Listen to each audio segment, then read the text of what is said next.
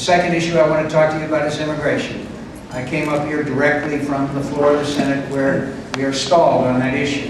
And I'm not going to take too long, but I got to outline the situation in America for you.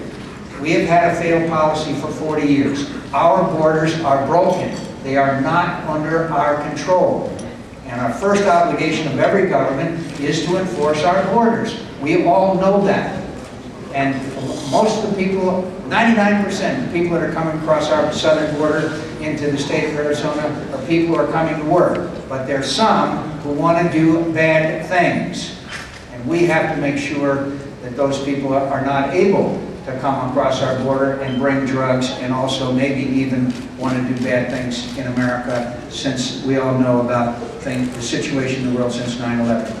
So we have to enforce our borders and we have to do what's necessary. No, we don't have to build a wall all the way across the border. We do have to have a wall in populated areas. In other areas we can use UAVs, we can use high-tech equipment, etc. to enforce our borders. But that's what we got to do. The second issue, of course, is we need to have a guest worker program. Why are people coming across the border to our country? Because they want a job and they can't get a job where they are.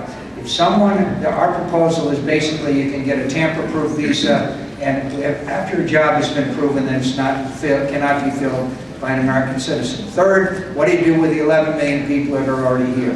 Now, my friends, you've got three choices.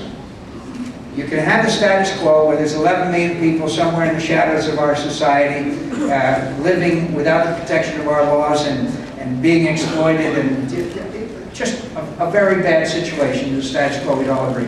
The second is to send them all back.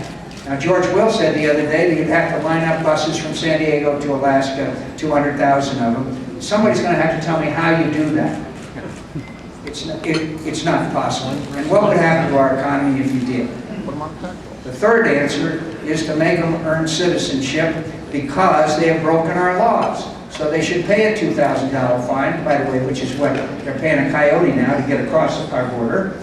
$2,000 fine, background check, pay back taxes, criminal check, work for 6 years, then be eligible to get in line behind everybody else for a green card. My friends, that's not amnesty. Amnesty is forgiveness. We're not forgiving anything.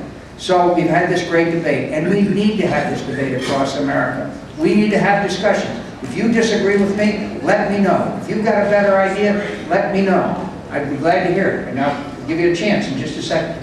So my friends, this debate went on. We thought we had an agreement that for those who have been here more than 5 years would have the program that I told you about before. Those less would have to go through a different program, and those who have come here since the 1st of January 2004 had to be sent back. Well, we had this agreement, and then we couldn't move on the floor of the Senate because the Democrat leader, Senator Harry Reid, would not let us vote on amendments. People should be allowed to vote on amendments in the United States Senate.